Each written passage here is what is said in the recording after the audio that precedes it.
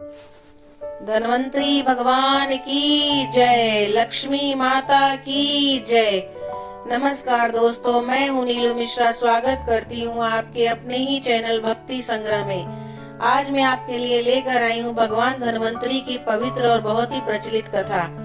अगर आपको इस कथा का पूरा फल प्राप्त करना है तो इस वीडियो के अंत तक बने रहें और पूरी कहानी सुने। भगवान धन्वंतरी की पूजा अर्चना करने से आरोग्य सुख की प्राप्ति होती है।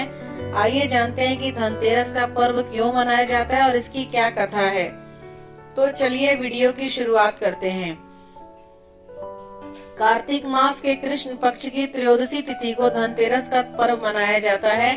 इस तिथि को समुद्र मंथन के समय भगवान धन्वंतरी अमृत कलश लेकर प्रकट हुए थे। इस वजह से इस तिथि को धनतेरस या धन त्रयोदशी के नाम से जाना जाता है। शास्त्रों में वर्णित कथाओं के अनुसार समुद्र मंथन के दौरान भगवान धन्वंतरी हाथों में अमृत कलश लेकर प्रकट हुए थे।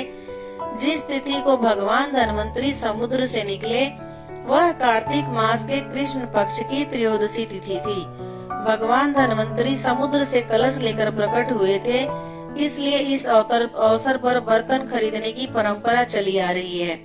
भगवान धन्वंतरी को विष्णु भगवान का अंश माना जाता है और इन्होंने ही पूरी दुनिया में चिकित्सा विज्ञान का प्रचार और प्रसार किया।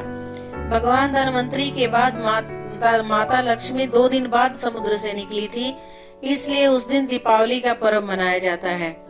एक बार मृत्यु के देवता यमराज ने यम दूतों से प्रश्न किया कि क्या कभी मनुष्य के प्राण लेने में तुमको कभी किसी पर दया आती है? यम दूतों ने कहा कि नहीं महाराज, हम तो केवल आपके दिए हुए निर्देशों का पालन करते हैं। फिर यमराज ने कहा कि बेझिझक होकर बताओ कि क्या कभी मनुष्य के प्राण लेने में दया आई है? तब एक यमदूत ने कहा कि एक बार ऐसी घटना हुई है जिसको देखकर हृदय पसीज गया। एक दिन हंस नाम का राजा शिकार पर गया था। वह जंगल के रास्ते में भटक गए थे और भटकते भटकते दूसरे राजा की सीमा पर चले गए। वहाँ एक हेमा नाम का शासक था। उसने पड़ोस के राजा का आदर सत्कार किया। उसी दिन राजा की पत्नी ने एक पुत्र को जन्म भी दिया। ज्योतिषों ने ग्रह नक्षत्र के आधार पर बताया कि इस बालक की विवाह के 4 दिन बाद ही मृत्यु हो जाएगी।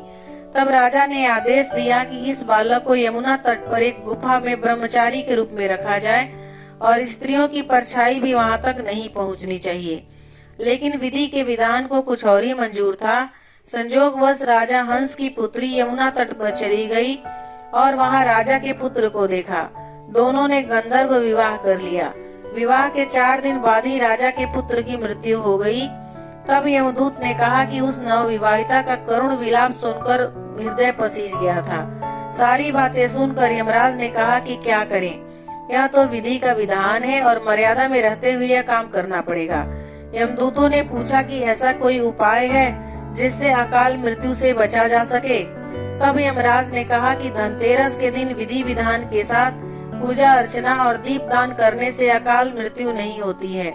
इसी घटना की वजह से धनतेरस के दिन भगवान धन्वंतरी और माता लक्ष्मी की पूजा की जाती है और दीपदान किया जाता है। तो दोस्तों, ये धनतेरस की कथा आपको कैसे लगी कमेंट करके जरूर बताइएगा। ये सूचना सिर्फ जानकारियों और मान्यताओं पर आधारित है जो मैं आप तक पहुंचाने की कोशिश की हूँ। अगर आपको मेरा ये वीडियो अच्छा लगा हो तो मेरे चैनल को